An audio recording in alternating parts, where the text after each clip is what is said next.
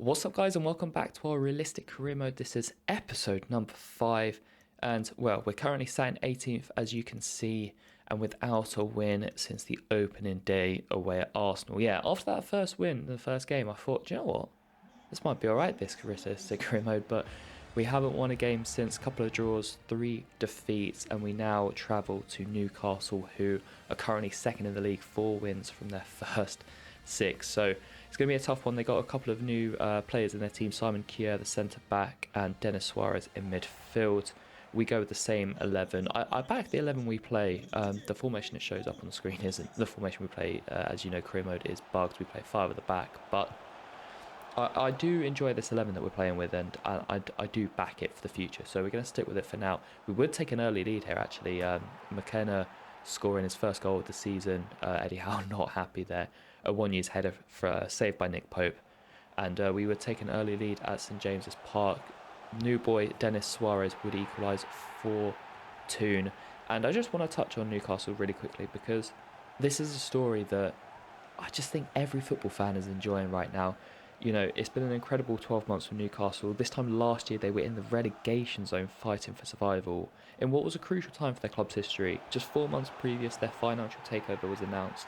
And so if the club were to be relegated from the Championship, it would just have catastrophic effects on the club. Shortly after they announced the takeover, they sacked Steve Bruce, club legend, and a number of big names, a number of big name managers were linked to the job.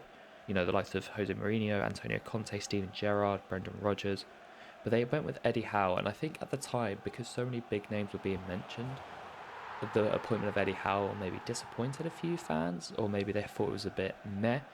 But, you know, what followed was just proof that he was the perfect man for this job. He took over with a team that was in the relegation zone, and, you know, in January, they made some good signings. Not big signings, but good signings. Kieran Trippier, Premier League experience. Bruno Guimaraes, who added that bit of flair and quality in the midfield. Dan Burn, who is a local lad, and at the time, you know, Brighton were ahead of Newcastle in the table by quite a bit as well, so it looked like a downgrade, but I think he was happy to go back to his hometown club, and he's been a rock at the back for them. And Chris Wood, who has struggled and, you know, coincidentally is now on loan at Forest. But those signings just solidified that team, really added quality to the side when they needed it. They ended up finishing the season in 11th and very safe. And from that, they've built on. Again, in the summer, they made a few, I think 4 key signings: Matt Targett, Nick Pope, Alexander Isaac, and Sven Botman. Again, I mean, I know Isaac, I think, was like 70 million, which is obviously big for Newcastle, but he has been good, although he has had injury problems. Sven Botman has been class at the back, brought in from Lille. And then Matt Targett and Nick Pope, again, 2 signings who you wouldn't scream about. You wouldn't, you know, they wouldn't be massive signings. But Matt Targett at 15 million and Nick Pope especially at 10 million pounds bought from relegated Burnley. They have been incredible. Nick Pope has been an absolute sensation. They've both been key to Newcastle keeping 12 clean sheets already this season. And at the time of recording, the goal they conceded at home to West Ham on Saturday in their 1-0 draw was the first goal they conceded at home since October in the league. That's insane. That's absolutely insane. They're currently sitting 4th in the Prem with 15 games to go. It's just been an incredible turnaround by Eddie Howe, and one that I think all football purists back. And, you know, I would love to see European football back at St James's Park, and we'll see if they can secure it. But you would have seen as well, in our game, Newcastle did when they turned it around. They won 3-1.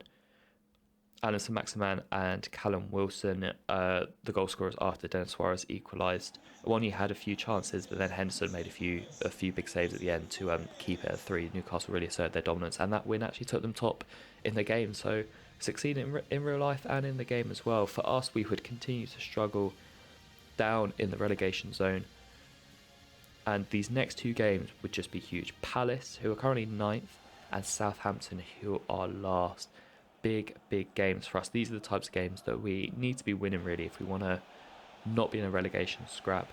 You would have seen as well Omar Richards wants more game time. I might give it to him, I'm not too sure. Renan Lodi's been an absolute sensation at left wing back, sorry. I definitely want to try and make that move permanent if possible. But going into the game, same 11 again. I'm back in these 11. I really, really am. I do like this style 11. And you would have seen a tackle from JP Mateta there. Quite a bad tackle early doors. I think if VAR was in the game, they would have shown him. They would have shown him a red. The ref gave a yellow on field, but I think they might have turned that over. From the resulting free kick that started in our own box, we played it from back to front via the left-hand side, and Wonyi scored to get his 5th goal in 8 games, and I think that might be our best goal of the season so far. It was a beautiful team goal, and it would give us an early lead in this one. We're not, we're partial to an early goal here at Forest. It's just about whether we can hold the leads. In the last game against Newcastle, we could not hold it.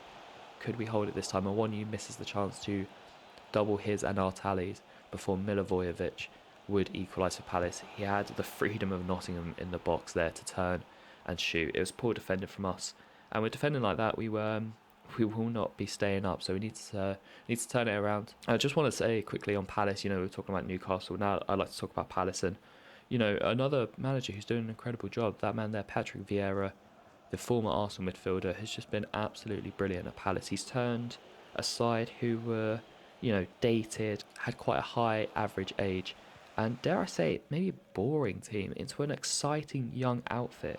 The attacking three he has, Wilfred Zaha, Michael Olise and Eberici Eze, are so fun to watch. They are just natural ballers, and to see them linking up, it's just it's just beautiful to watch. If they had a striker, like a 15 goal a season striker behind them, in front of them, they would be a really, really good outfit, and they could push even higher. I really like their centre-back pairing as well. Joachim Anderson and Mark Gahey, especially the latter, the young English defender, has built quite a reputation there at Selhurst Park, and I'd be surprised if he's still wearing the claret and blue come next season. But yeah, Vieira, props to him, doing a really good job with Palace. Back into the game, you would have seen Renan Lodi. Wow, we were just singing the praises of the left wing back on loan from Atletico Madrid, and he scores an absolute worldie. Picks the ball up from inside his own half and just runs about 60 yards, and the field just opens up for him. When I picked up the ball, I was thinking, okay, I'll keep running. I'll see if a Wonyi or Gibbs White become free in the middle, and it just opened up. I thought, I'm going to hit this. And 18 yards out, he puts it top corner for his first goal for the club, and soon after he would get an assist, setting up a Wonyi for a great header in off the post to give us that 2-goal cushion against the London side. And Wonyi almost got his hat-trick, a bicycle kick, again delivered from Lodi. It went just over, but that would be it, 3-1. A big victory, our first victory since the opening day, our first victory at home in the league, and one that will definitely ease the pressure. It allows us a bit of breathing space, it pushes us out of the relegation zone, and we move on to Southampton, who are struggling at the foot of the table. And in the game, they're looking like maybe they'll go down. In real life, they're looking like they might go down. The Saints, each year, they sell their best couple of players, and still JWP and co seem to find a way. They just seem to find a bit of form somewhere in the season that keeps them up. But I don't know, there's just a different feeling about this season that maybe the Saints will go down. I just think they're struggling in all areas this season, and their boss that they brought in, Nathan Jones, after they sacked Ralph Hasenhüttl.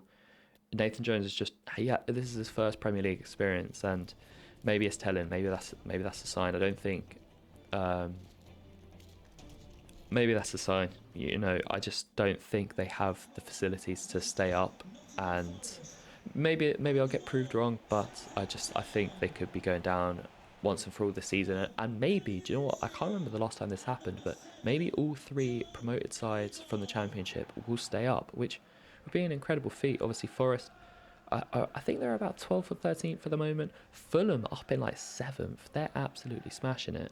And Bournemouth, who are currently in the relegation zone, but they had a really strong start to the season when Gary O'Neill took over as caretaker manager, so maybe they'll find a bit of form again. They've made some good signings in the summer and January transfer window.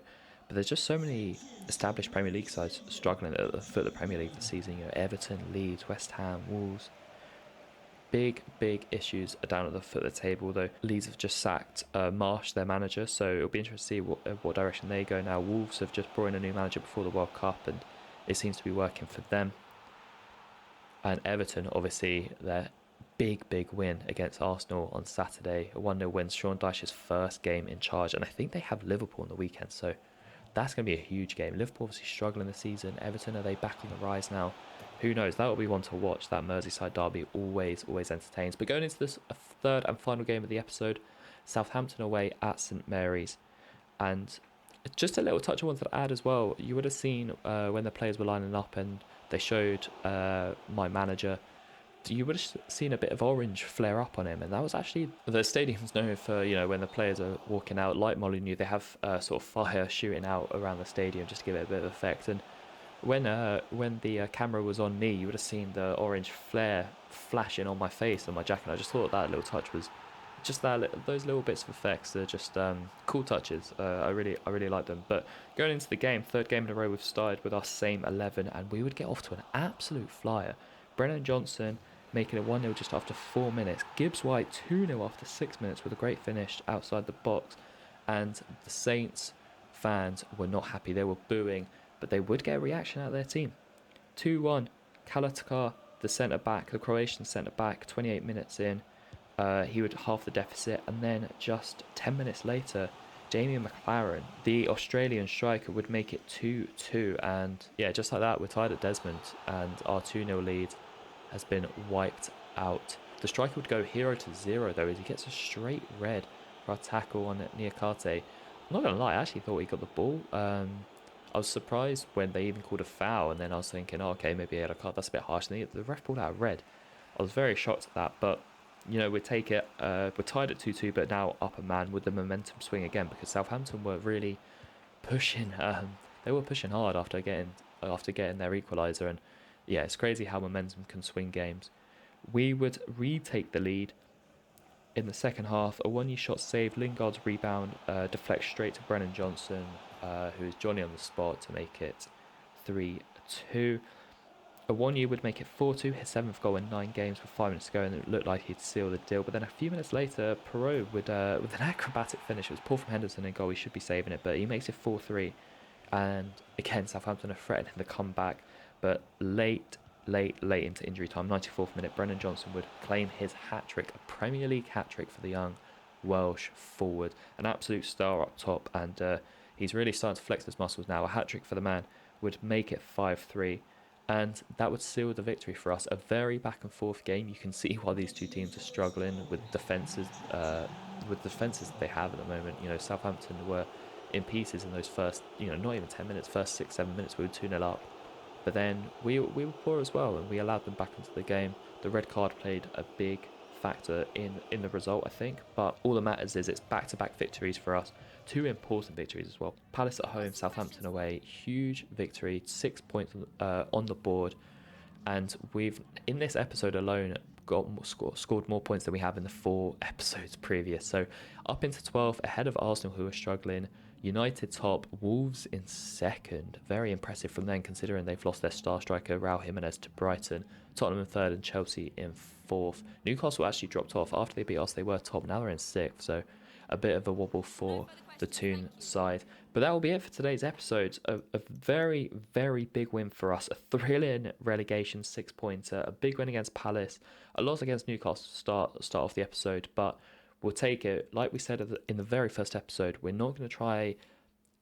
If we get any points against these bigger sides, the sides that compete in for Europe, that's a bonus. But it is imperative that we pick up points and beat teams that are around us if we want to survive this season, and that is the main key.